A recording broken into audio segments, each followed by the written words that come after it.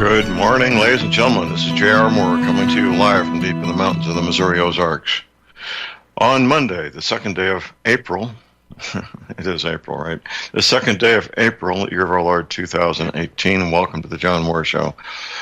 The breaking news on Drudge is good news. Apparently, our president, Donald Trump, has reached the 50% approval rating, which is a good thing. I knew that would come, and I'm sure it's going to go even higher.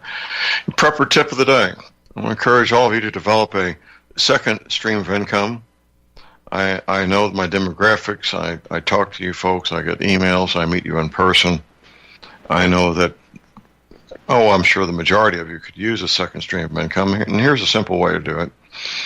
Set up an eBay seller's account and start selling those dust collectors. That's a good way to start. Just sell what you've already got. Dust collectors sitting in closets, basements, attics, garages. And you'll find it's fun. You'll find it's financially rewarding. And once you get started on it, you'll want to just pursue it.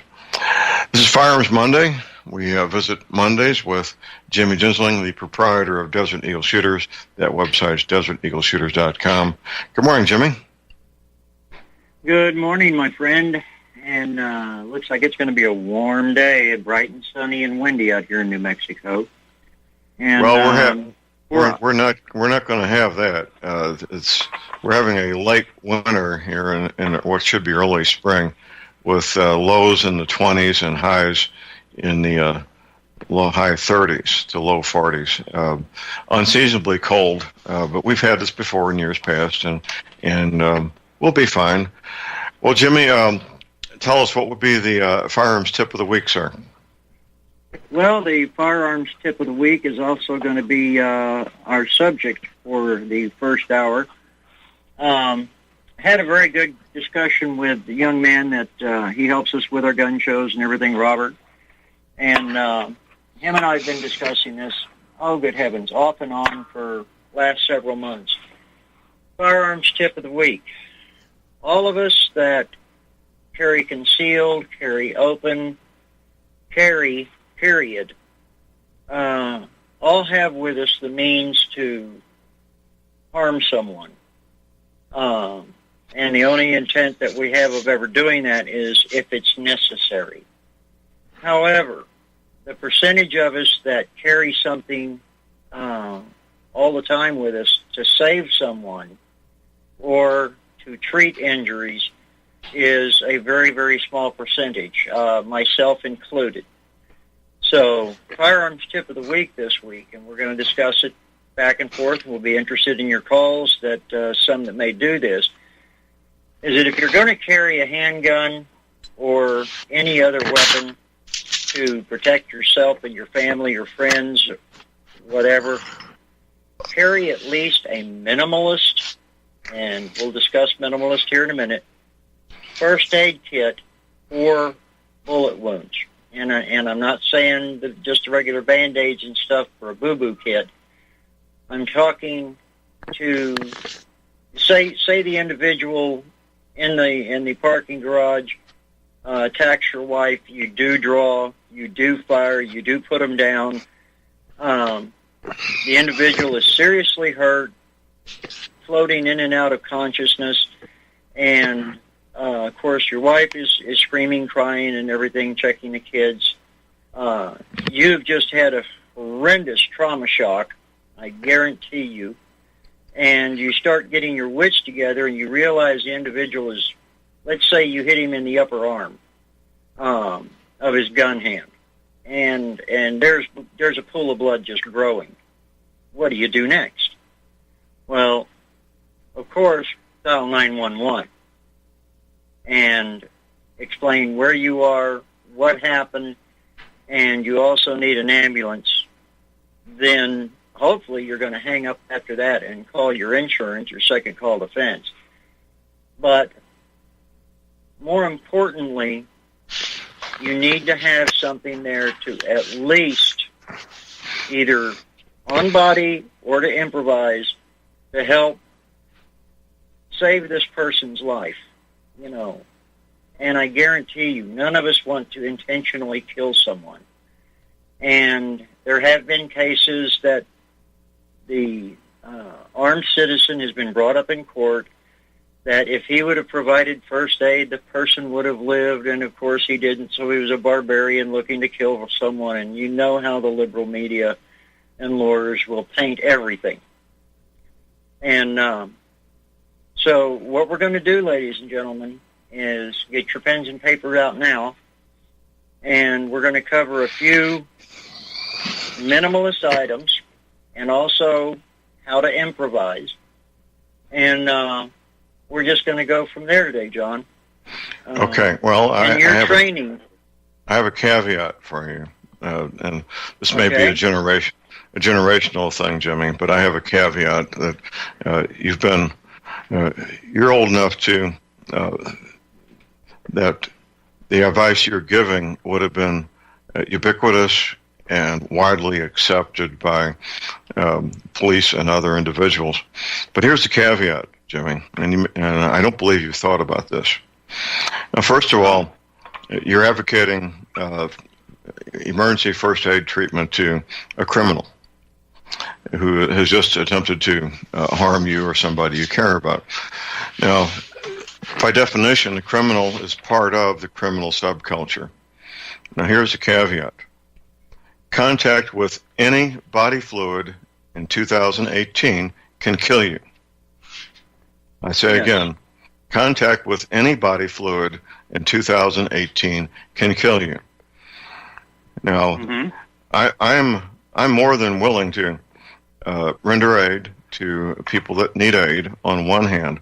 On the other, I know that this criminal laying there bleeding out is by definition part of the criminal subculture, which means also by definition there's a high likelihood that that person is a drug addict, may have hepatitis C, may have HIV, may have drug-resistant tuberculosis, all of which are incredibly higher percentage within the criminal subculture than within the general population. I know that. Exactly. Most people probably don't know that. But am I going to literally risk my life by coming into contact with the body fluid of somebody who has a far greater risk factor for the things I just mentioned?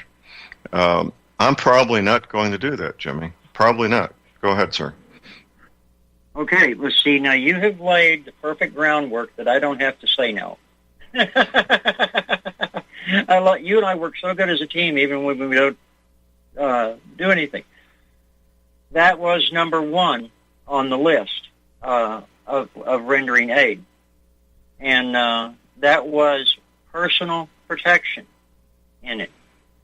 What John has said, ladies and gentlemen, is not only 150%, which we both know is an oxymoron, 100% will suffice, correct, because even your counterparts that you work with today in the offices, if you're an outside sales or a mechanic or anything that deals with customers, deals with the public, us, we deal with them here at the store, and we also deal with them at the gun shows and everything. The chance of contact with things that can harm you, thanks to our culture over the last 50 years, has grown exponentially. And you will, if you talk to first responders, firemen, police, or anything, you'll always notice they put on the latex gloves first before they do anything. And that, of course, is part of the emergency kit. But yes, ladies and gentlemen, the point of rendering aid either to the person that just shot you, or, and this is the other part of this, say there's a bystander that was behind your wife or something getting out of their car, and the bad guy manages to get a shot off, misses your wife, thank goodness, but hits the individual getting out of the car. Just regular mom and pop, could be even a friend or something of yours, and puts them down. That is going to be the collateral damage or intended target damage is always going to be your first priority. Criminal is always second or third, depending. But safety on keeping yourself safe or anyone helping you safe is the primary on anything. If the guy is really just spurting blood and spitting it, just stand back. Don't do anything. Sounds cold and cruel, but John gave you a whole list of good reasons why you would want to do that. But in the minimalist kit that we're talking about, and I asked Robert, if you had to carry on your person somewhere all the time a kit for this, what would it be? And the reason I asked Robert is that he spent a couple of trips over into the sandbox, and they had first aid kits and IFAC. Now, IFAC, ladies and gentlemen, you'll hear John and I refer to that a lot of times, stands for individual first aid kit. We'll cover that a little bit later on. But the kit that they carry for immediate had two things in it. Actually, it had three things in it. The first item was two separate pair of latex gloves and a Ziploc baggie. The second item that it had in it was a tourniquet, and the third item was either an Israeli bandage or gauze-impregnated quick clots. That's all that was in it. And the purpose of that is to control bleeding. And the steps in your first aid and everything is airway, bleeding, and I'm trying to remember what the third one was. But Robert could just rattle it off because he memorized it. But you control the bleeding. Make sure they're breathing first, i.e., if they're talking to you, they're breathing. But with a tourniquet or compression bandage like the Israeli bandage or the gauze packs with the quick clot in it, then you're doing your best. Just all you're doing is stabilizing them, ladies and gentlemen. You're getting the condition set so that they aren't going to bleed out in the hopefully short time that it takes first responders to get there. Now, in a way, what I'm just saying is I'm contradicting myself because now you've become the first responder. So, individual goes down, let's say it was a person getting out of their car, they're hit in the arm by a ricochet or something, very ragged wound. First off, you ensure that the perp is not going to be a threat, kick the gun away, whatever.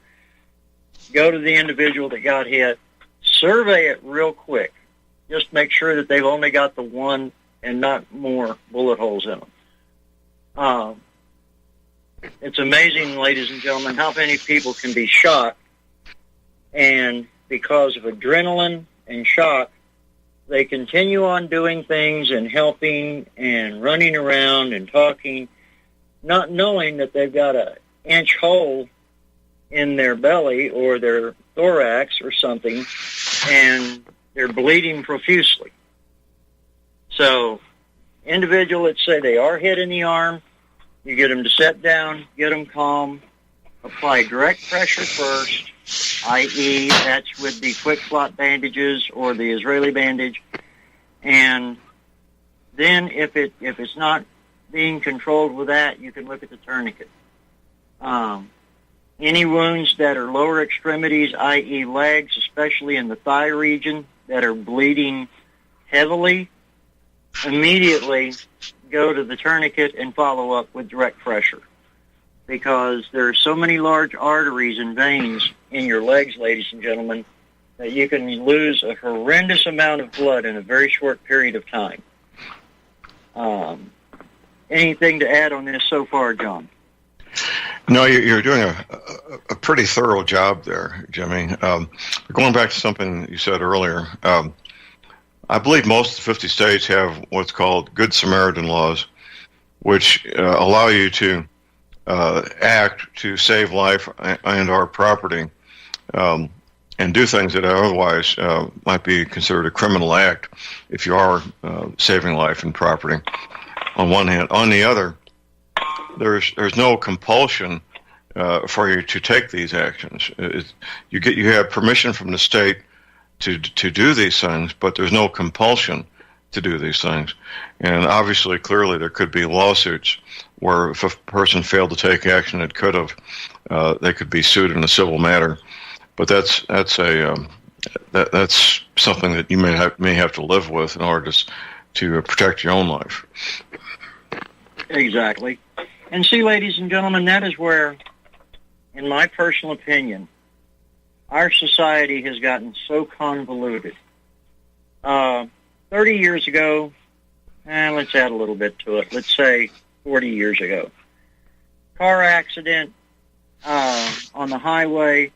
Everybody in either direction that saw the wreck or came upon the wreck or anything was going to be stopping, piling out. The ladies were going to be grabbing blankets or coats or whatever.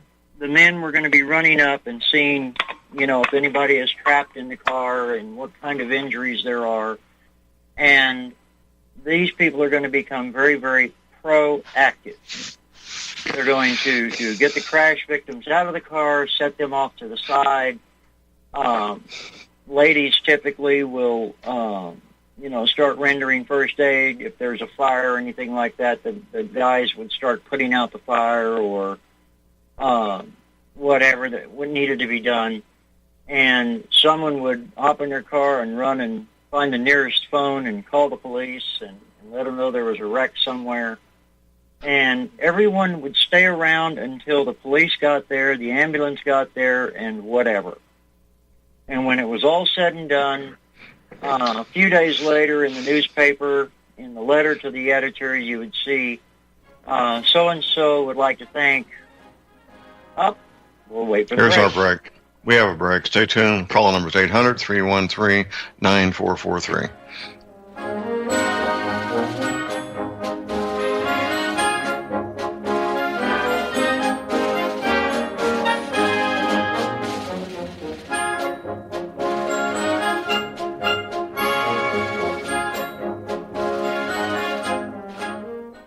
Ladies and gentlemen, J.R. Moore here. It's taken 3 years before I could offer the inter-shelter domes for sale.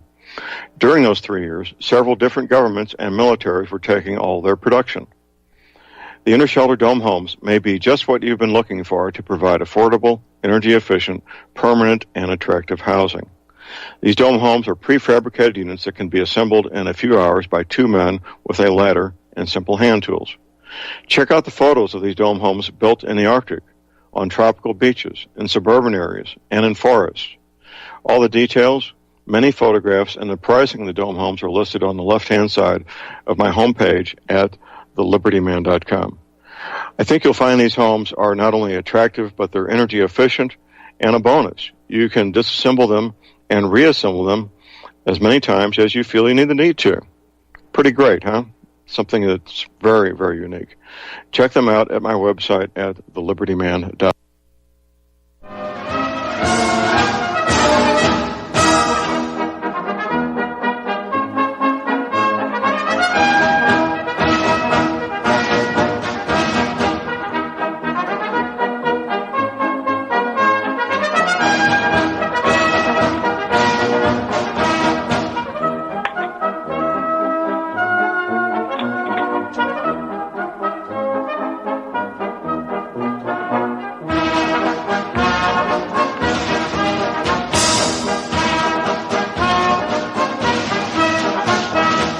We are back, ladies and gentlemen. We're back. J.R. Moore here on Monday, the 2nd of April, visiting with Jimmy Gensling, the proprietor of Desert Eagle Shooters. That website is deserteagleshooters.com.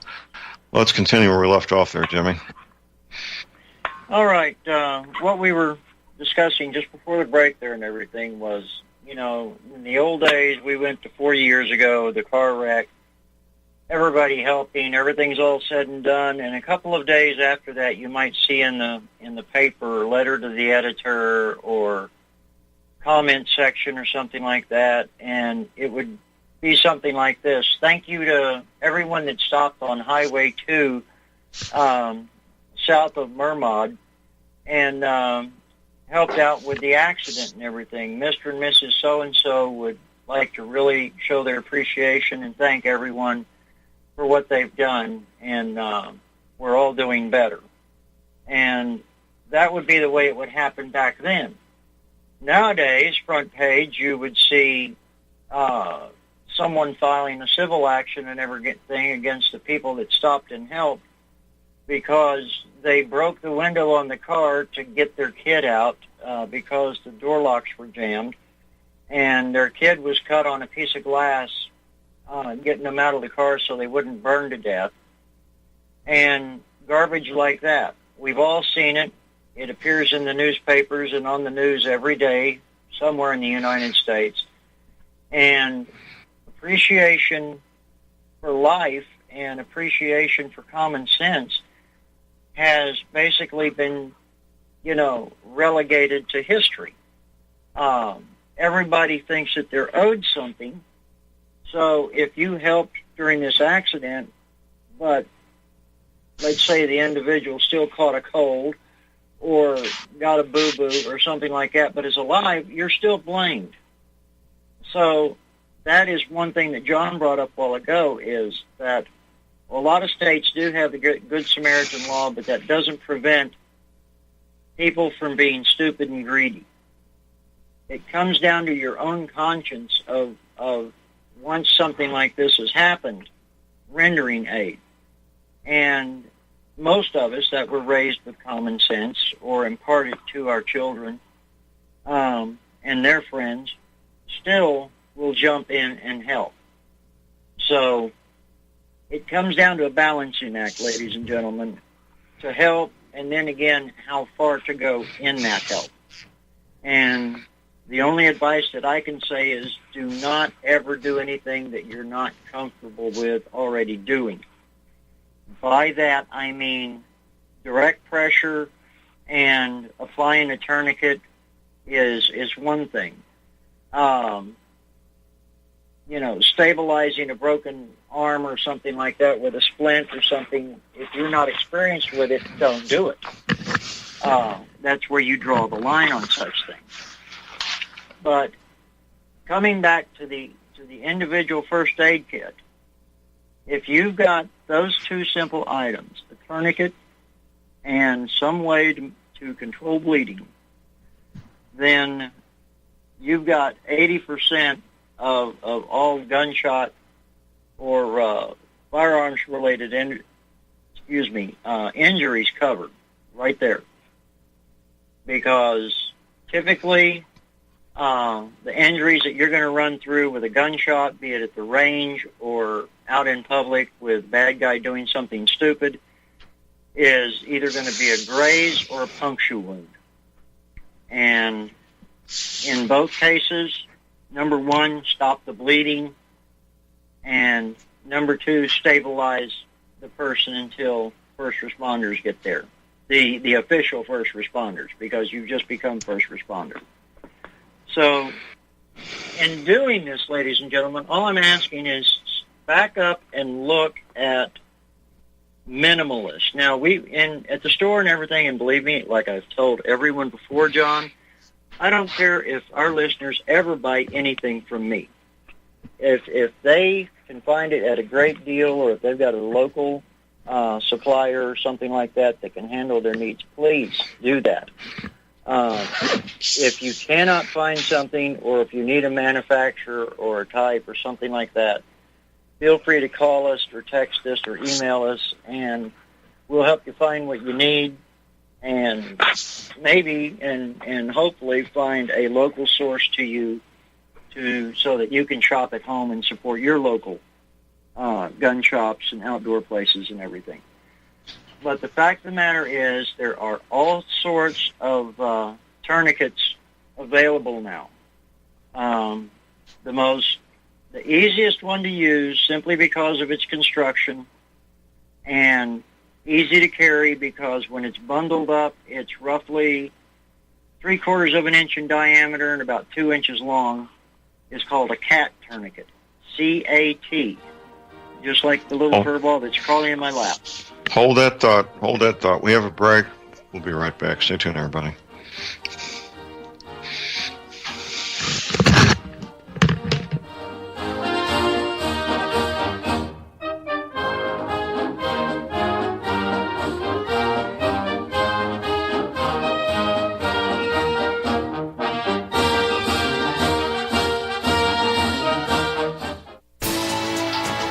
You are tuned in to the Republic Broadcasting Network. Visit our website by going to republicbroadcasting.org.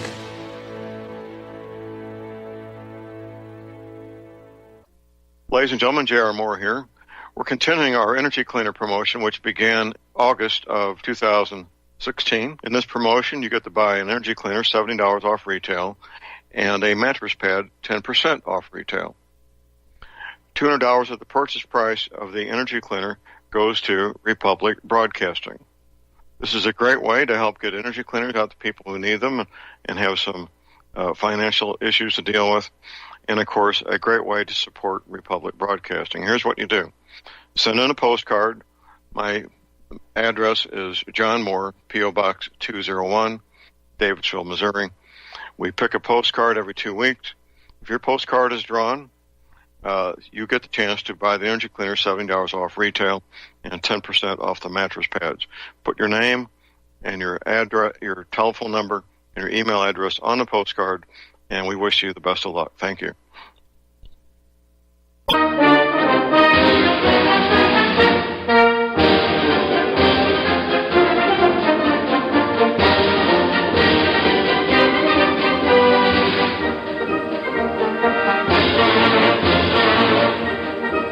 All right, we are back, ladies and gentlemen. We're back. J.R. Moore here on Monday, the 2nd of April. My Easter sale on energy cleaners and mattress pads goes on till midnight this evening, midnight Monday, the 2nd of April. $50 off the energy cleaners, 10% off the mattress pads. Yes, you can mail a check or a money order. Just have it postmarked before midnight tonight. That's $50 off the energy cleaners, 10% off the mattress pads.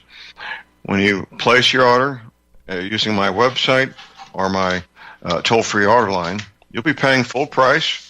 I refund the difference. I'm not going to change my automated system for a sale that lasts a couple of days. That'd be too much. So go to my website at thelibertyman.com, place your ad for 1 or 2 energy cleaners, 1 or 2 mattress pads. When you check out on the website, you'll pay full price. I refund the order, the difference of sale price manually. Same thing when you call my toll-free order line. The toll-free order line, by the way, is 800-592-9543. I said again, 800-592-9543. So that's it. My Easter sale on energy cleaners and mattress pads goes until midnight tonight, midnight the 2nd of April. $50 off energy cleaners, 10% off mattress pads. Visiting with Jimmy Ginsling, the proprietor of Desert Eagle Shooters. That's deserteagleshooters.com. And just give us a call. Let us know what you're thinking here. This is Firearms Monday. The call number is 800-313-9443. Let's continue, Jimmy. All right, sir. When we got to the break there on the bottom, we were talking about the tourniquets, and I was mentioning the CAT tourniquet. Now, CAT is an acronym, and I can't remember what the C and the A are, but the T, of course, is for tourniquet. And it was developed in the field. Our troops actually modified other tourniquets and stuff and made these, and then they were actually picked up on and corrections were made, and now they're produced as is. In the field, but the CAT tourniquet is designed to be operated by you on yourself. And real quick instructions on it. You open it up, you put it on this way, you pull this strap down till it's tight, and then you take the turn bar and you twist it and lock it down, and you write down what time you put it on. Writing down the time that you applied the tourniquet is very, very important, because when the EMTs or whoever gets you to the hospital, they can look at it and tell how long that limb has been reduced to blood, and then they can act accordingly in removing the tourniquet and doing treatment.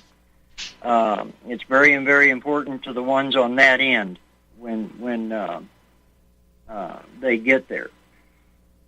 Tourniquets can be improvised from anything. A woman's purse, if you've got the straps, can be wrapped around. You can use an ink pen or something rigid to become the crank on it, the twisting crank to shut the blood flow off. The important thing is that you always put the tourniquet on as far up the limb as possible. In the old days, in Boy Scouts and everything, and the old Red Cross, they taught to apply the tourniquet just above the wound. And doctors have found out that because of where arteries and veins and everything run through the body, sometimes you could apply a perfect tourniquet and not shut off any blood flow at all. So on the arm, it's above the bicep, as close to the shoulder joint as possible. And on the legs, it's at the top of the thigh, as close to the crotch as possible. And once it's applied and you write down the time on it, then continue on with other things, but monitor the individual that's wounded. Coming back to the perp that you've shot and everything, let's say you do have they are shot in the upper arm, or let's say in the lower arm, and you've decided, okay, yeah, you are going to put a tourniquet on there because the guy could bleed out because of ambulances getting there or whatever. Going back to the protecting yourself first. If you've just been shopping and you've got a supply of Walmart bags or whatever, dump whatever is in them out and use those as a barrier between you and body fluids. Slip it under the arm or leg or whatever it is you're going to put a tourniquet on, or put direct pressure or an Israeli bandage on or whatever.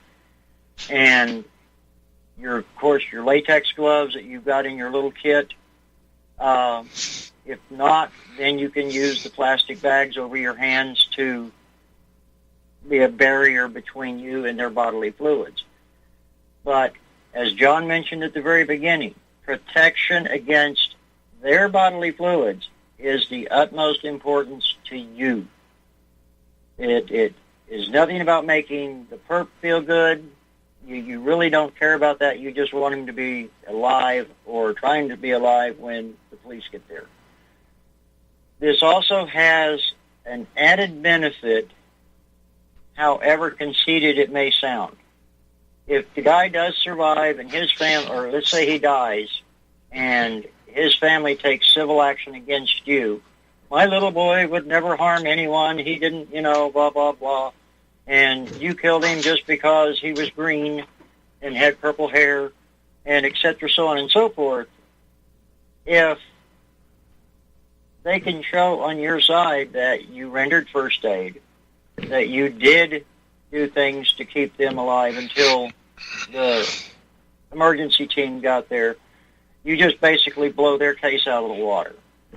It's a CYA thing. Depending on courts and judges and lawyers and everything, may help, but it never can hurt. It's just one of those things, again, that we got back to the society we were discussing at the very beginning. But ladies and gentlemen, like John said, like I've reiterated, protect yourself from their bodily fluids. Shopping bags, trash bags, you may have a sheet of plastic or something in your car. Whatever it is, prevent yourself from getting their fluids on you, but again, render the aid that you can. Now, back to the tools. I've referred to tourniquets. We talked about the cat tourniquet and its ease of operation. There are several other brands of tourniquets out there. They all come with instructions. I recommend that no matter what the first aid item it is that you get, even if you just buy a brand new first aid kit, open it up, dump everything out on the table, go through the list that tells you what's there, and bandage we can all operate, triple antibiotic ointment we can all operate. If it has a tourniquet in there, read the instructions on it and actually practice with it a couple times. Have every member of your family or your crew or your fire team or whatever it is practice on each other several times with this to where you can do it without thinking. Then put it back together and put it in your kit. Your kit that you carry for everyday carry for gunshot wounds is three simple items at the very minimum. Latex gloves, tourniquet, and blood stop of some kind, either the Israeli bandage or we'll go over making your own quick stop gauzes here in a minute. But my dog is howling at the train right now, John. If you hear that, it's what the noise is. But ladies and gentlemen, this can all be basically about the size of a man's wallet. Now, when you look at Israeli bandages advertised, there are several different sizes. The most common one that we would use in something like this is the 4x4, which is the smallest one, and it's in a air-sealed, vacuum-bagged plastic so that it's totally hermetically sealed from everything. It can't get contaminated with anything. And it's roughly about the size, I'm looking at one right now, probably about 1.5 to 2 inches in diameter and about 4 inches long, maybe 5 inches long. Fit in a guy's pocket, okay. Lady's purse perfectly without taking up too much space. But that's the bulky item of all of them.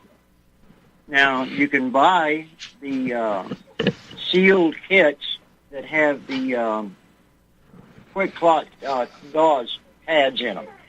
Now, the Israeli bandage is designed for massive wound, pumping out a lot of blood that it needs to plug it off and not only stop the bleeding, but also to absorb what's there and control the situation.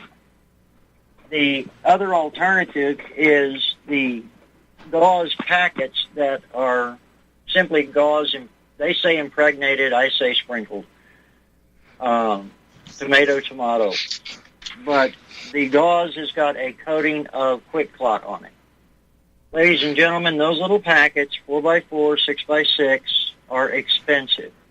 I looked at some the other day, was thinking on ordering them for one of our customers. He was looking into them.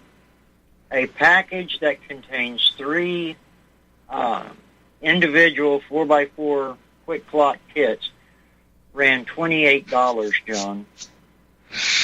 And well, that's expensive on one hand. On the other, I'm not aware of any substitute that duplicates it. Are you?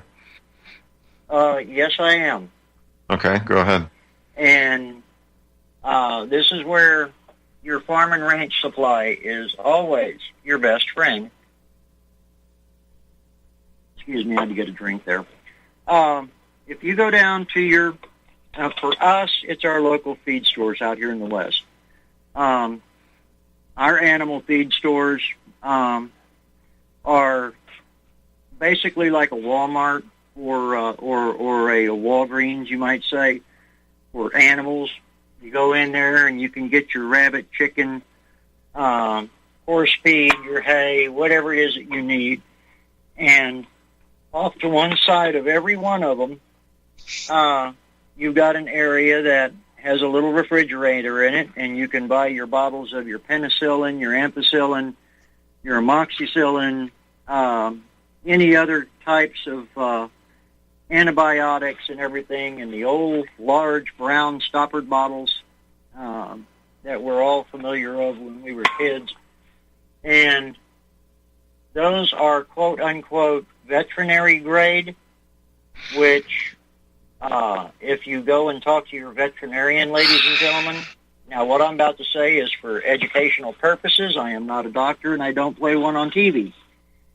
But the grade of antibiotics and everything you get there is equal to and can be substituted for most that you would get for a regular pharmacy. But beside that, you're going to have somewhere, by all the creams and powders and everything, a container that is about the size of the tall, not the 12-ounce Coke cans, but like a 14-ounce Coke can or whatever. It's a little bit taller than the normal size, and it's called Blood Stop. And there are a couple of different companies, but it's all the exact same thing. It's Quick Clot. And you'll buy this 16 ounces of this stuff for around $11 to $12, John. That is a whole lot of Quick Clot. It is. And it is. So you're buying. Well, I have several cans of that of the powder from the veterinary supply myself. It's just not in the handy. It's not in the handy form of being already impregnated into the 4x4s. That's where we're gonna. Right. That's where we're going next. Okay. Now, I learned how to do these a long time ago from an old corpsman, and it is so quick and easy, ladies and gentlemen. You'll love it. All you need is your gauze, your straight gauze pads, 2x2s, 4x4s, 6x6. Don't care, whatever you want to use. Wax paper and Ziploc bag. What you do, and of course your bleed stop. So you take and put your wax paper down, roughly a 8x10 piece of wax paper, and in the center of it you put your 2x2 pad. You open up your blood stop and you sprinkle it on there. Put a nice, fairly heavy sprinkle on top of it. Put another gauze pad directly on top of it and tap it a little bit so that they'll kind of get together, and then do it again. I find normally that a layer of 3 or 4, I normally do 4 gauze pads with the bleed stop on each one of them is more than efficient. You take the wax paper then and fold it up on the edges of it so that you make a nice, neat little tight package wrapped up in the wax paper, and press that very good. I normally stick a book on top of it or something just to press them overnight. And then you put those in your Ziploc bag, squeeze out all the air, and put that in your first aid kit.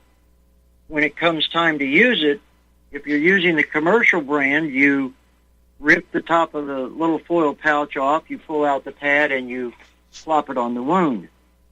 In using these, you open up the Ziploc bag, grab one, or however many you need, of the wax paper pouches, unfold it so that you still have the wax paper against your hand and the gauze is laying open, and you put that down on the wound and just press it into place, John.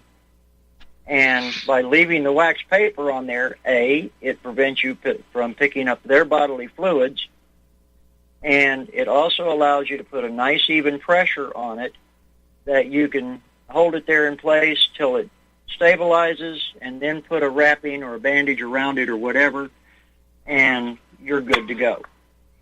So for the roughly, if I had to put numbers on it, I'd say for about 7 cents, maybe a dime. We'll round it off to a dime. Hold that thought, Jimmy. We've got a break. Call number's 800-313-9443. We'll be right back.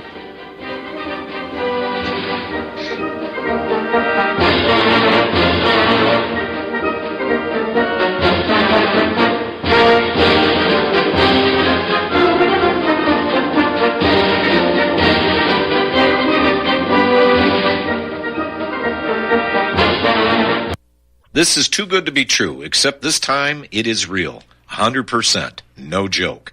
How about a $25,000 membership to Front Sight Firearms Training Facility as a thank you bonus for a one-time donation to RBN of only $500? It is a Commander lifetime membership with no yearly fees or dues. The training is free for the rest of your life with over 50 different classes. Then leave it to your designated beneficiary. You provide the approved firearm, holster, ammo, eye, and ear protection. Many features and bonuses are included, more than you would ever expect or believe. This is the ultimate graduation present, wedding gift, etc., etc. See the details. Go to RBN's webpage and frontsight.com to make it happen. May 5th is the last day you will hear this offer on this radio network. Help keep RBN alive. Tell 5.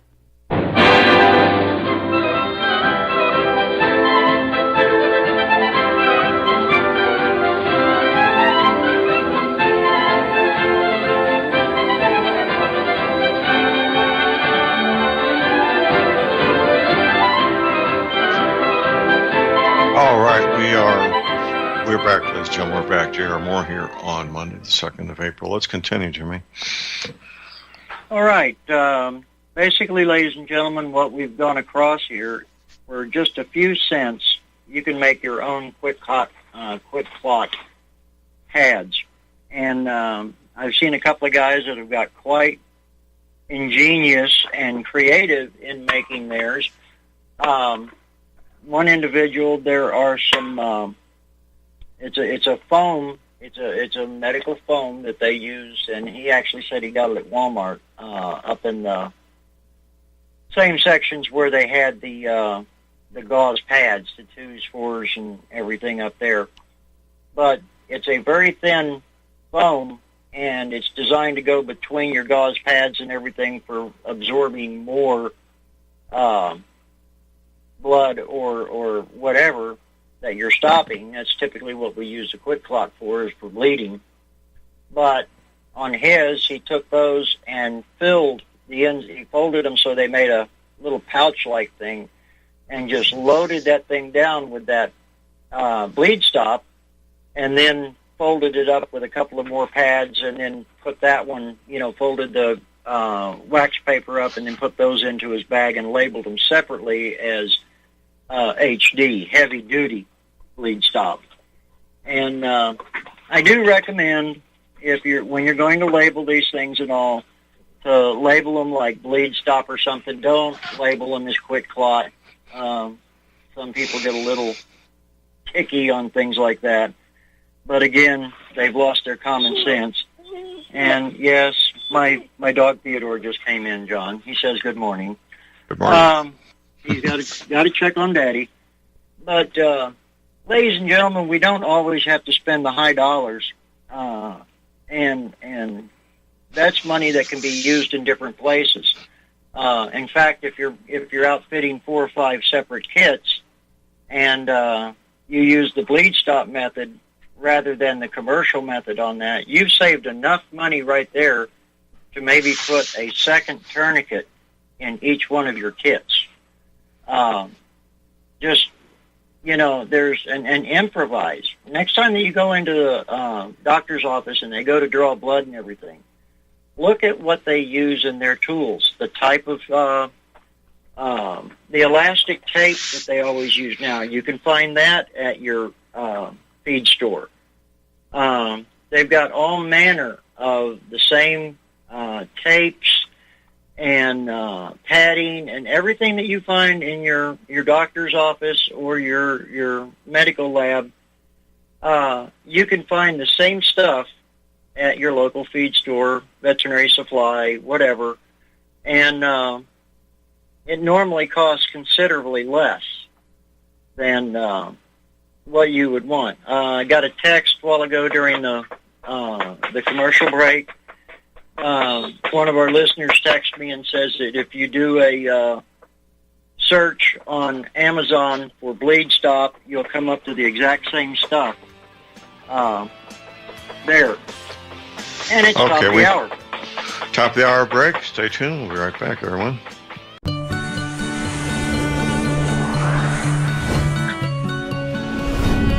All right, we're back, ladies and gentlemen. J.R. Moore here, our second hour on Monday, the 2nd of April. Purple tip of the day, if you need a second stream income, well, go ahead and get it. It may be very helpful for you. It could be fun, obviously profitable. An easy way to set up a second stream of income is to set up for yourself an eBay seller's account. So you need high-speed internet access, you need the eBay seller's account, you need a PayPal account, you need a digital camera, and, of course, inventory, dust collectors. There's tutorials at eBay to help you understand what might be mystifying at first and get yourself started. It can be fun, it can be profitable, and I encourage you to consider doing so. This is Firearms Monday. We visit with Jimmy Ginsling, the proprietor of Desert Eagle Shooters, that website, deserteagleshooters.com. And let's continue, Jimmy.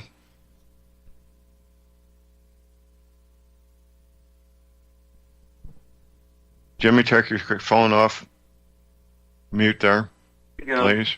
Finally did it. I did it once today. We were talking in the first hour, ladies and gentlemen. The firearms tip of the week was to carry a first aid kit for gunshot wounds. And not going to redo everything on it. If you did miss the first hour and everything, you can go back to the archives and pick it up. And we basically just covered the 3 items that you really need to carry so that if you're involved in a shooting incident and everything else, you can treat not only individuals that as bystanders, collateral damage, whatever, that were injured, but also can lend aid to the perpetrator themselves. That is a decision you would have to make, but there's some good information there for you. And the second hour, John, I'd like to talk about long-range shooting a little bit. Several of our listeners and everything have contacted me back and forth since we've been running the show, and we've talked about long-range shooting and the prerequisites of it, building a gun for it. Not all guns are created equal when it comes to stretching the limits of our abilities. And the last week, I had a gentleman that we'd met at a gun show sometime last year. And every time that we do a Carlsbad gun show, I can guarantee you sometime after 1 o'clock on Saturday, he'll show up, and we'll get to talking for a little bit, and he'll come around and pull up a chair and spend a couple of hours in between customers and sales and everything else of the normal gun show. We'll be chit-chatting and discussing shooting. He's got a smoldering passion, I say, for long-range shooting out beyond 1,000. And he's got a nice platform. He has built himself a very, very fine rifle based on a 1903 Springfield action and a good stock, and he had it rebarreled several years ago. And he's got a very fine platform to build on. And that's what we've been discussing and bit by bit doing. But this last time, when I was talking to him the other day, he stopped by for a little bit to pick up some scope. He needed to pick up an adjustable scope ring for the rear. And we were talking, and I noticed that his demeanor was a little bit off. And finally got him to explain to me why, he was kind of down. Wasn't not depressed or anything, but he was just disappointed. And he's been practicing. I mean, I've taught him some stuff here at the shop on the range, and that's very similar to the home on the range, ladies and gentlemen, if you've missed it. But okay, all humor aside, that fell. Got to talking to him, and he knows from when we tested his rifle on the machine rest that the accuracy is there. The gun has the capability of shooting minute of angle groups at distance. And But the thing is he's disappointed in the fact that when he is shooting 400 and 500 yards, that and even closer, to put it that way, he always gets anxious because he'll have a good string going and have, like 3 shots, very nice little tight group or tight for the distance that he's shooting.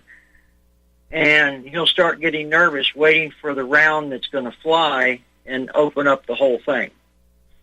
And as we were discussing it and everything, I had to break him a little bit by a comment that I knew he knew was coming, but he really probably didn't want to hear. And ladies and gentlemen, if you're going to seriously, and I'm not talking about once in a while for fun, go out and shoot at 500 or 600 yards or something like that. If, say, you've got a desire to shoot competitively at long distance, maybe they're opening up a long distance range and they're going to have some matches out there to 500, 600 yards. And you want to do that every now and then, it's fine. But if you want to really do that and you want to compete, you want to try to get into the money side of it and everything. All of the money that the people put into their guns and everything, even some of the ones that I build for customers that, these things are just absolute precision pieces of machinery that will put them through the same hole all day long as we as the shooters do our part. It comes down to the final key in the whole boat, and you've heard John mention it several times, and that is the ammunition itself. John's talked about finding, like your .22 ammunition with your pistols and rifles and everything. Try different types of ammunition in it, and say, this pistol just loves the Aguila ammunition of this particular type, and it'll sit there and shoot it all day long. Or say you're working with your 308 or your 30-06, and for factory ammo, it really likes, this Winchester or this Remington ammo or whatever, then, and I agree with John 100%, you find that ammunition that it likes to shoot and shoot well, and you buy a box, a case of it, or at least several boxes of the same lot number.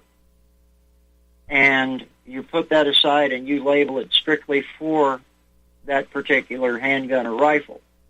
And in that way you will have consistency in your shooting because you've got a particular brand, bullet weight, powder, everything that it's going to enjoy. But if you come down and you really want to get into long-range precision shooting, you're going to have to learn to reload. That's the only way that you can guarantee consistency. Because with factory ammunition, with the powder they run and everything else, you cannot guarantee the stability in temperature. Let's say you're doing several shoots in your state. Missouri is a great state to use, John. Say you've got a shoot in the northern part of the state right now with the way your weather is, and you get up and you go to the shoot up there, and it's a 700-yard shoot, and right now northern part of your state's probably hovering in the 30s, maybe get into the 40s for a high today, and 4 or 5 days from now, let's say coming up to the weekend, you're going to be shooting down in the Ozarks at another shoot down there, and where the high is going to be upper 60s, low 70s. And if you're using the same ammunition on it, it's going to react differently between the two extremes because nothing else, ladies and gentlemen, ambient temperature. The temperature of where you are, the temperature of that ammunition on that given day and at that given time. And not knowing exactly what are in those cases, the chance of you having loads that you're going to be shooting at both places that is temperature stable is going to be difficult. Now, most powders that they load with for all generic ammunition and everything else, it's bulk powders. Typically, it's fairly stable. More often than not really very stable for extremes. But the powder industries and everything over time have created several powders that are temperature stable from minus 40 degrees to plus 140 degrees.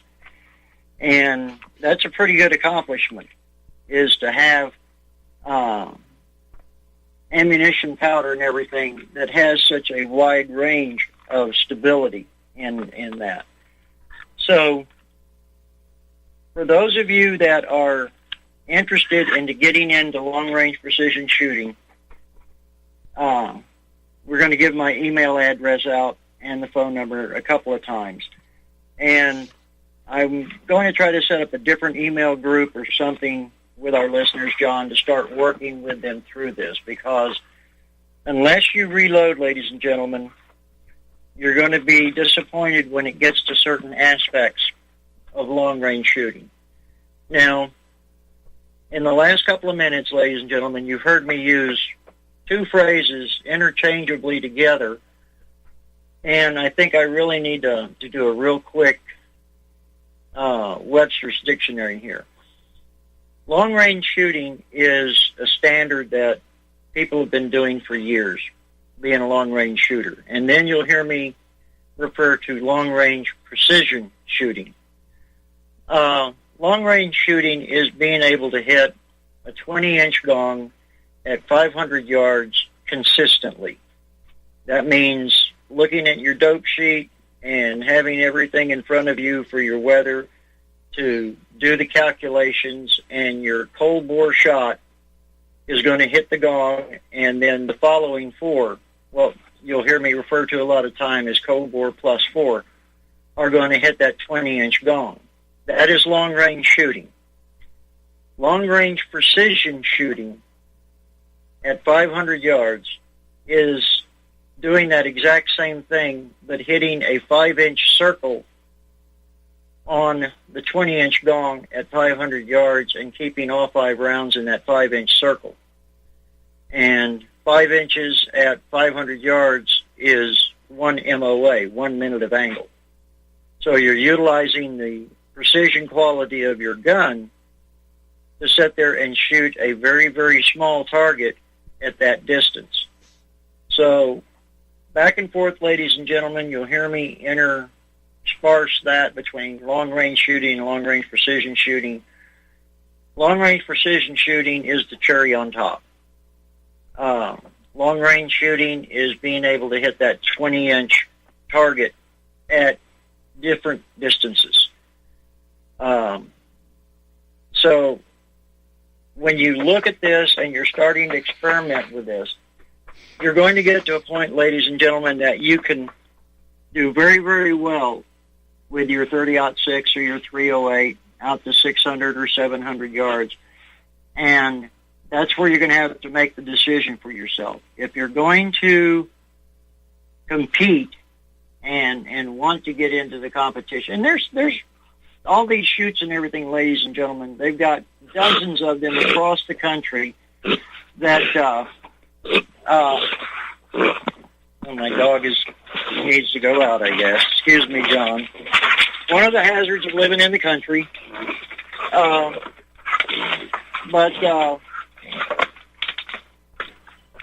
There now. Everybody's outside, so we can get back to a quiet room. You have to ask yourself, ladies and gentlemen, are you going to want to make the investment in time and education and tools to do this? And a lot of people won't, and I respect you very well for that, because it does get into a whole new aspect, and there's a lot. I'm working on an article right now that I'm going to see if Tim might want to even publish over on rural survival. But it's everything that goes into producing a box of ammunition for long-range precision shooting for 1 caliber. And in that, ladies and gentlemen, I'm going to try to break it down to as simple a terms as I can and still make sense on it. And long-range shooting, just regularly getting out there with your hunting rifle and being able to seriously pick out game at longer distances and do well on them, that is a great accomplishment, and it's a lot of fun, ladies and gentlemen, and I wish more people would do it. Out here in the West, we have a lot of animals that are considered nuisance animals. Gophers. We have a critter out here called, oh darn it, they're not a groundhog. I'll think of it in a little bit. But, rabbits, jackrabbits, farmers out here have a lot of problem with those getting in and tearing up some of their fields and stuff. Rabbits multiply crazily, and they can really take a chunk out of alfalfa fields and other things. But in your area, if you've got a neighbor that does have a problem with, oh, good heavens, just any kind of small animal like that. In some areas, they even classify raccoons, and, of course, there's always coyotes. Feral dogs are becoming a more and more nuisance problem over time. But this time of year, the summertime and everything, is a great time to work with these people, get a permission to go out there and shoot on their property, and enhance your shooting skills. And what I'm saying is you get really good at hitting everything that you shoot at 150 or 200 yards, then start working on stretching that a little bit. Go for the further animal. Hold that thought. We got a break. We got a caller on hold. Stay tuned. We'll be right back.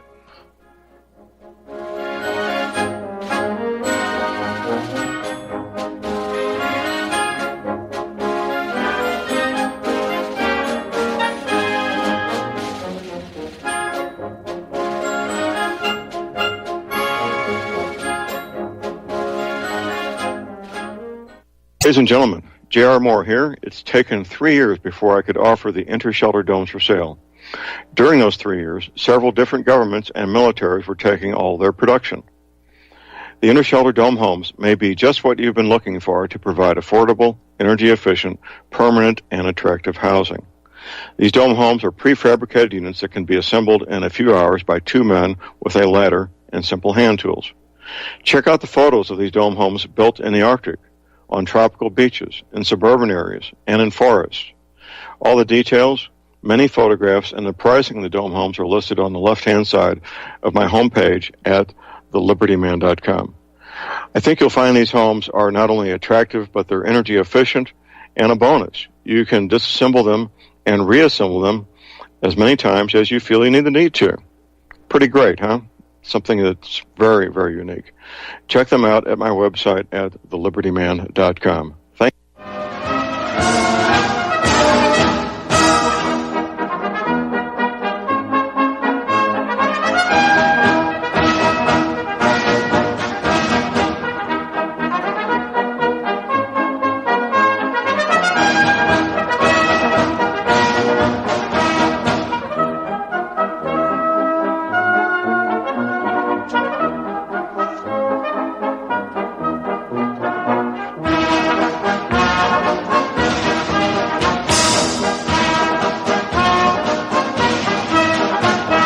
Okay, we are back, ladies and gentlemen. We're back. J.R. Moore here on Monday, the 2nd of April.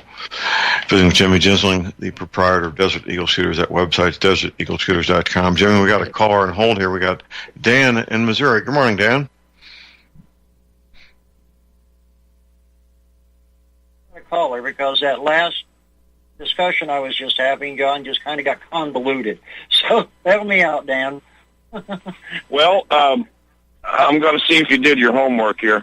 About 2 weeks ago, I believe it was, I called wanting your opinion on that ammo that's taking out full-page ads in the Rifleman magazine. It's Novex. It's a stainless steel case, with a poly copper projectile, and right now they're only making it. Go ahead.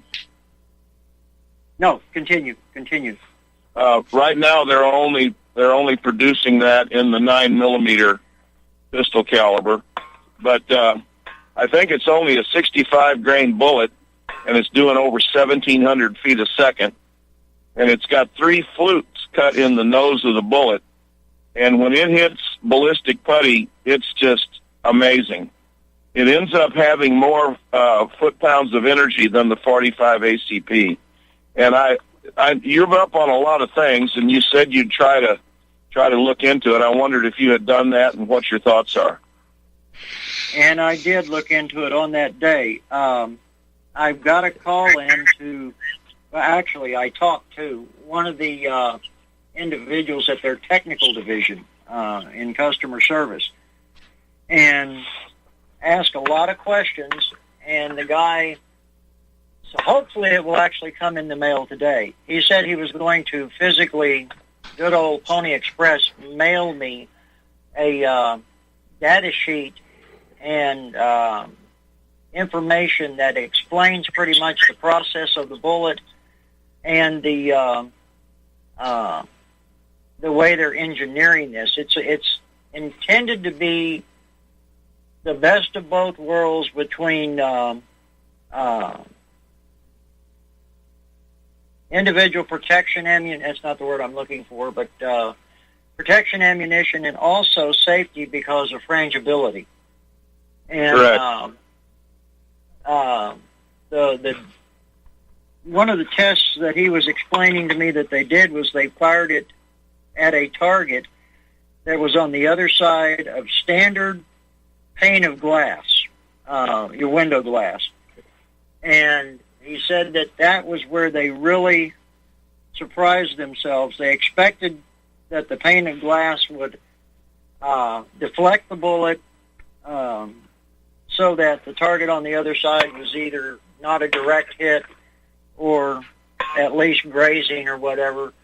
But at the velocities that thing is coming out at, the design of the bullet, it literally vaporized not only the glass, but the bullet itself at 7 feet.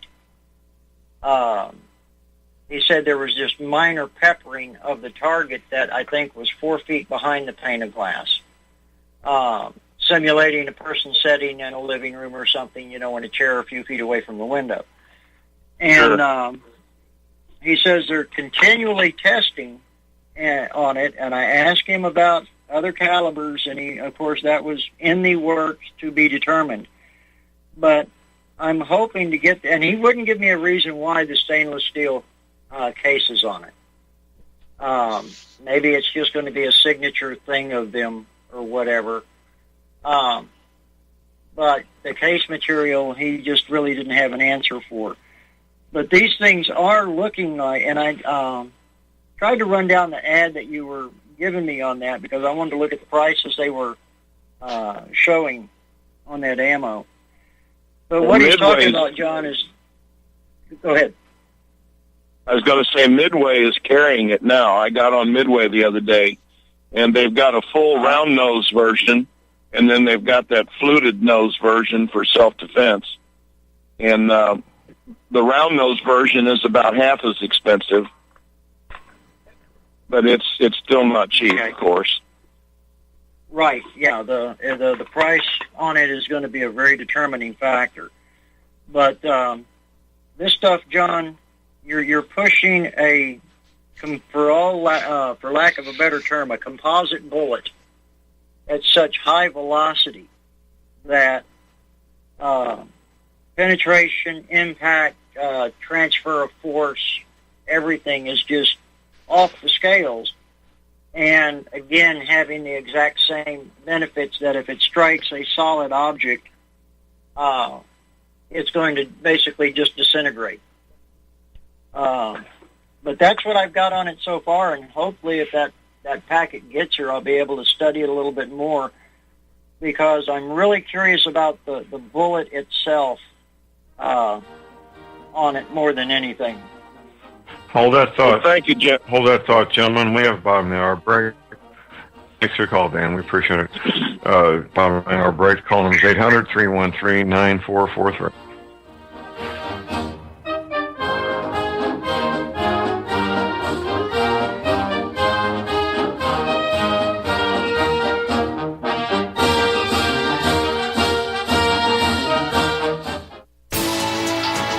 You are tuned in to the Republic Broadcasting Network. Visit our website by going to republicbroadcasting.org.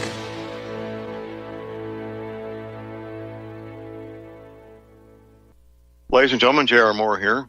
We're continuing our Energy Cleaner promotion, which began August of 2016. In this promotion, you get to buy an Energy Cleaner, $70 off retail, and a mattress pad, 10% off retail. $200 of the purchase price of the Energy Cleaner goes to Republic Broadcasting. This is a great way to help get energy cleaners out to people who need them and have some financial issues to deal with. And, of course, a great way to support Republic Broadcasting. Here's what you do. Send in a postcard. My address is John Moore, P.O. Box 201, Davidsville, Missouri. We pick a postcard every 2 weeks. If your postcard is drawn, you get the chance to buy the Energy Cleaner, $70 off retail, and 10% off the mattress pads. Put your name and your address, your telephone number, and your email address on the postcard, and we wish you the best of luck. Thank you.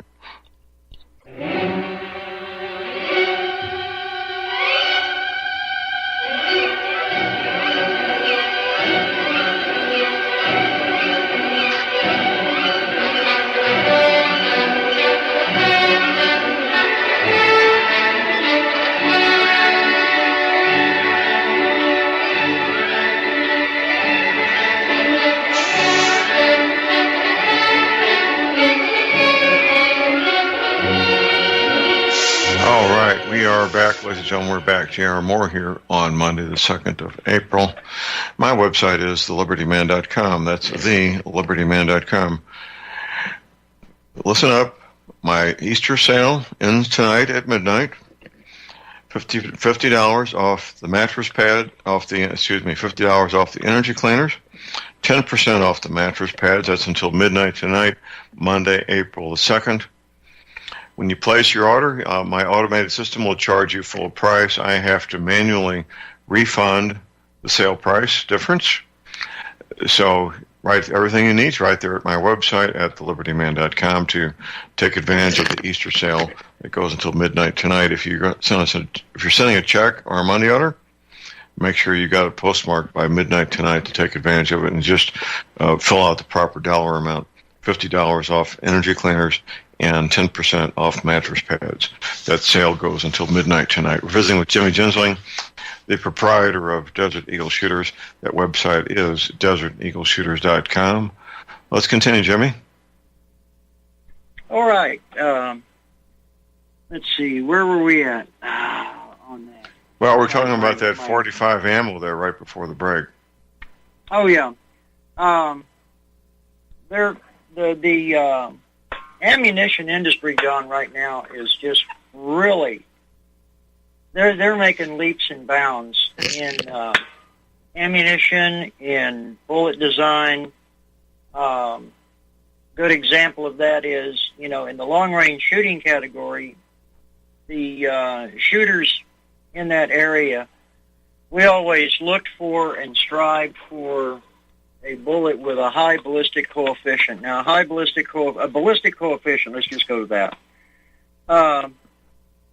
In a bullet design, gives you a good indication of how flat the bullet is going to shoot, how it's going to retain its energy for a longer distance, how it's going to be in bucking wind and external forces that are going to be applied to the bullet in flight. And for years, the Sierra Match King series of bullets and everything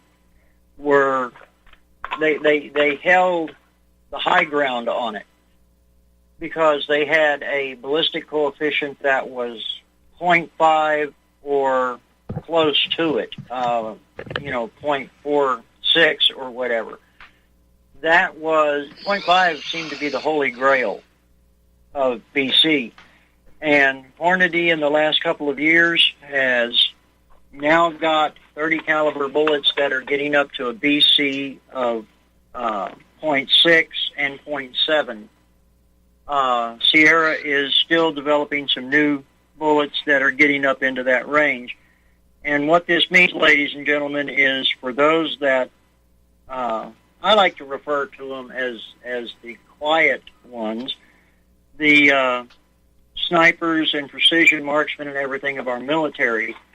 What this means is it's going to give them a projectile that is more accurate, more stable, and making their job just a little bit better. And as this ammunition and as these projectiles get out there, it's nothing but good things for our troops and everything that are going to depend on those. But what we're getting at in the handgun side of it is this, like this bullet that we were just talking about a while ago, it brings a whole new thing to frangible. Ladies and gentlemen, if you buy, and John has said this repeatedly, when you buy ammunition for your handgun, if you're buying self-defense or hunting or whatever, just buy one box of it to begin with and test it yourself. And you, one of the easy ways to test and recover bullets to see how they do is if you've got a pet and or maybe a friend of yours has got a pet and they get the big bags of dog food, 35-pounders or whatever, get a couple of their bags from them, double them up, and stop by the creek or any place that you can, shovel them full of sand, and take them out to the shooting range, and put some of your new self-defense rounds or hunting rounds into that bag, and then after you're done shooting for the day, dump the bag out, through a big piece of screen or on someplace where you can spread it out and find your bullets. But examine them and see what they look like. Because in a handgun situation, if you recover your ball ammo, which is, military ball ammo, it's got a round nose on it, and it's mass-produced and it's used for combat, you're going to recover those, and they're not going to even look like they've ever been shot. I joke with people that you could take and run those through a resizing die and use them again because they don't deform and they don't upset. And what you're looking for in a self-defense ammunition, other than frangible, you're wanting that hollow point to upset, to give a larger contact area. To mushroom is another phrase that we've heard used forever on it. But what you're wanting is for that ammunition to change form from a round cylindrical object to one that is flattening out and causing more trauma and more injury as it progresses forward. And John, I have remember the old Remington, they used to call them the trooper load for 38 special and also for 45 ACP. Oh, yeah. That's been a while. Bullet. Yeah. Yep. That bullet, because of the way that they formed the hollow point on it in the process, the jacketing was actually folded over as it was brought forward. It looked like flower petals laying around the front of it. That ammunition, if you fired it into anything over 10 feet away, it would just flatten out like a pancake. They replaced that several years ago with a new critical defense, is what they called it. Looked like a regular hollow point for most cases, but this stuff at 10 feet into a sandbag, you could almost shoot it again. It was not upsetting. It was not flattening out. It wasn't doing anything. And they changed alloys on the core and other things and finally got it to where it would mushroom a little bit. But ladies and gentlemen, if you are just simply stabbing someone with a half-inch diameter rod several times that's what you're mimicking with these bullets. They are not opening up. They're not doing the damage that they're intended to do as rapidly as they are. And so you need to recover a few of these rounds from a sandbag, depending on how your range is set up. They may have a catch bucket or something that you can discharge your rounds into for safety.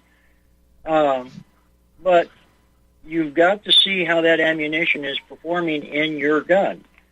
John, it's like John talked about testing your ammo before. Find out what it likes and use that in that particular handgun or rifle.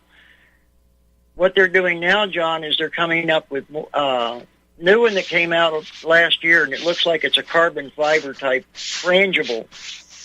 And Robert had bought some of these for his, and we were discussing some stuff. I was going to do some testing that day on some Lehigh bullets that they're called Extreme Defense, and they're made out of solid copper. And boy, they do exactly what they're supposed to. They hit, and they didn't travel more than 6 inches into that sand, and they were fully opened up and doubled in size.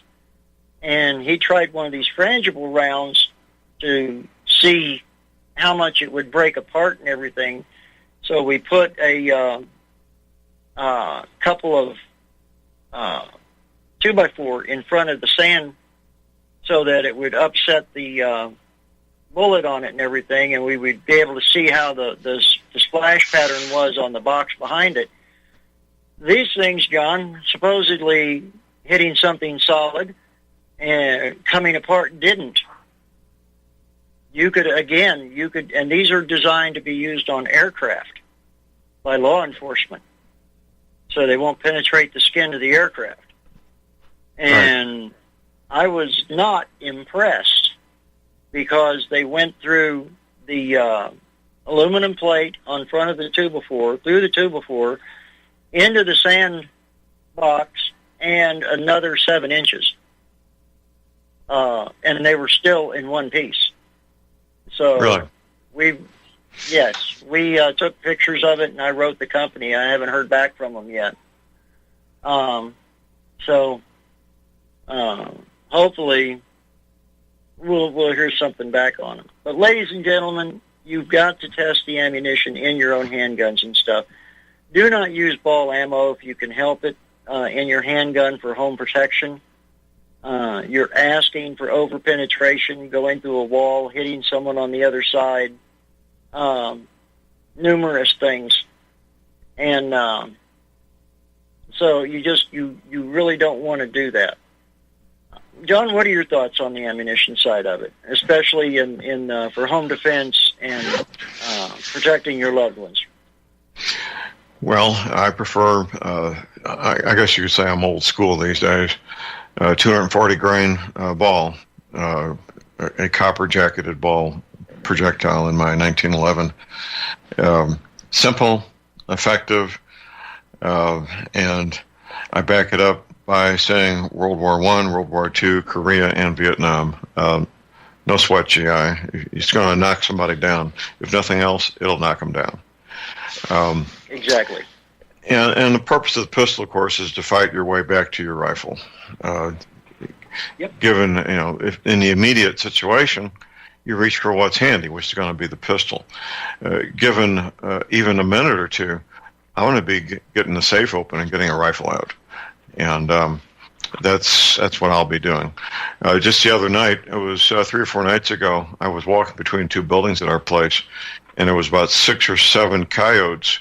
It sounded like they were killing a small deer, because it was really a quite a frenzy. That distinctive bark that the coyotes do. And they weren't too far away. I would say maybe 100, 150 yards up in the woods. And that would have been a good situation for something like an M1 carbine to take them out, especially if it had night vision on it. But there's a place for a pistol, and I carry my 1911, and I carry 240 grain round nose copper jacketed bullets in there. Oh yeah, and you're right. The 1911 has not only proven itself. I got the handle this weekend. Robert bought a new pistol. He bought one of the new Rock Island concealed 1911 4-inch barrel. And what's really neat on it is it's basically, for all intents and purposes, the good old 1911 officer's model. And that little thing just shoots like a dream. I mean, it's a 1911. We got the sights dialed in on it, and we're probably going to be putting some Williams sights on it. I've got to get the order made to them today anyway. But we'll be changing out the factory sights and putting some Williams combat sights on it. And that makes a big improvement. But ladies and gentlemen, you've got to be confident with what you work with. And the more time that you spend training, the more time that you're going to pick out little things that, A, you need to work on, or B, you might want to change. And that could be trigger, that could be sights, that could be ammunition. On any semi-automatic, ladies and gentlemen, the most important thing at all, period, bar everything else, is will the gun feed the ammunition? Gentleman that I know found a really, really good home defense round for his Glock. Everybody was talking about it. This is great 9mm ammo. He shot some of it and everything.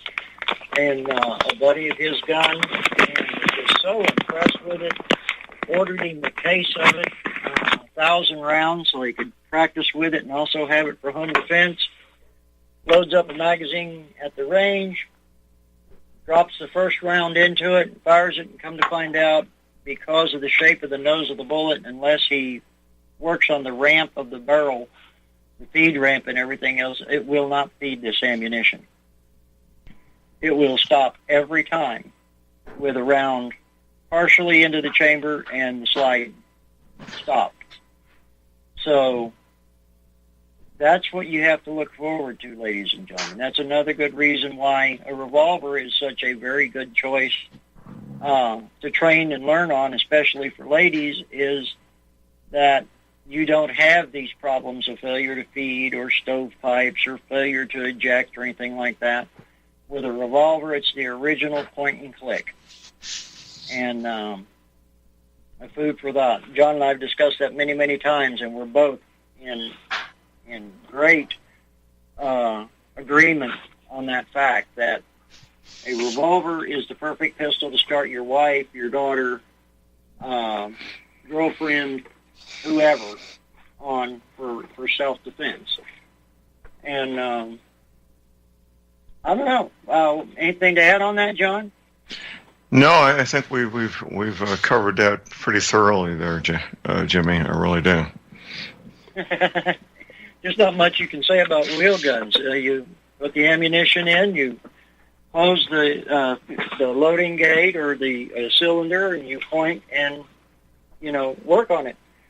So, well, ladies and gentlemen, it's one of those things that John and I cannot stress enough is practice, practice, practice. And I hear it from everybody all the time. Well, I can't go to the range 2 or 3 times a week like you can. I can only get practice in whenever I can.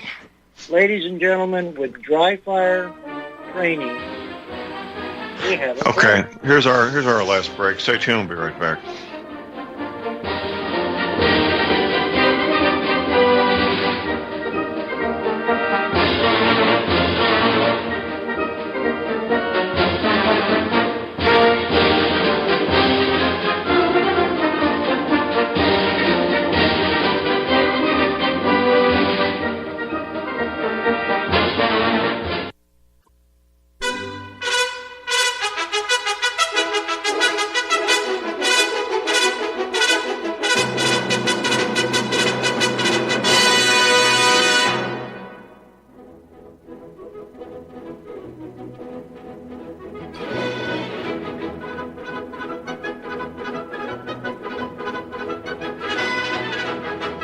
All right, we are back, ladies and gentlemen. We're back. J.R. Moore here on Monday, the 2nd of April. Well, Jimmy, we've already finished the first quarter of the year. How about that? Yeah, we've gotten that part done, and I still don't know where we're at. Year's following fast. Just like the last couple, I haven't figured it out yet. Maybe it's just me and old age. One thing, John, I'd like to touch on real quick before we get out of here today. Ladies and gentlemen, hopefully you've heard the ads that have been on about the offer of getting a membership to Front Sight for $500. Right. And going to, ladies and gentlemen, that is the best deal that I have seen. What you're getting right there is the opportunity to get some of the finest instruction from some of the finest instructors in the world. And the thing is, it's a never-ending supply. If you can afford the $500 to do that, ladies and gentlemen, I highly recommend it, because you're not only helping RBN out, you're actually setting yourself into a position that you can learn and help protect your family and your loved ones and increase your skill level to where it's automatic and you don't even think about it when you go through the operations. And the great part of it is you can will this to your children, your grandchildren, whoever, and they have the same benefits that you have on it, so you lose nothing. So go over to the RBN website, ladies and gentlemen, look that up and take a good solid look at it, because if you're a shooter, if you want to become a shooter, if you want to become a really good shooter, in all aspects, up to and including even hand-to-hand, you're going to find it very, very hard to beat what's being offered right there. So, I ask you to go take a look at it, and if you can afford the money on it, please do it. Keep us on the air. John tells me we're a very popular show on Monday mornings. And, we are. Yeah, we have big numbers here. Yep. We want to keep doing this and everything, but the thing is, unless we can keep RBN on the air and keep everything functioning on that end, we can lose it all. But just go take a look at it, ladies and gentlemen. If you can afford the money, maybe put the money back over several paychecks. I think you have till March 5th to do this. It's well worth the investment. I cannot tell you just exactly what you'll get, because the list can't be made. By going to Front Sight, my wife and I, once my health is a little bit better and everything, we are members of Front Sight, and we are going out there for a vacation. I'm going to disappear, John, and go make bang noises. Okay. So, Jimmy, thank you as always. Look forward to heading back next Monday. Appreciate it. We'll see you then, sir. Thank you. That's it for the day. Get your medical supplies, your energy, plenty of your essential oils now while you can, your firearms, ammunition. Never, ever give up your guns. Please do a fun, safe, productive day. And God bless America.